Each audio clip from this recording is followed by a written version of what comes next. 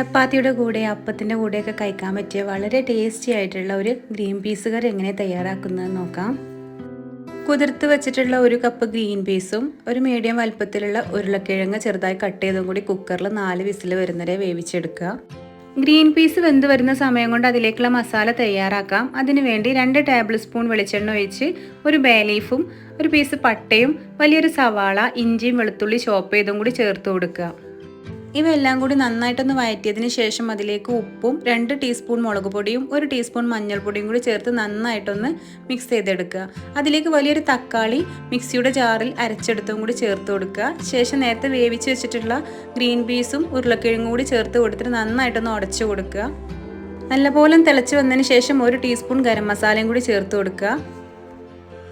തേങ്ങാക്കൊത്തും കറിവേപ്പിലയും വറ്റൽമുളകും കൂടി ചേർത്തൊന്ന് താളിച്ചൊഴിച്ചാൽ വളരെ രുചികരമായിട്ടുള്ള ഗ്രീൻ പീസ് കറി റെഡി.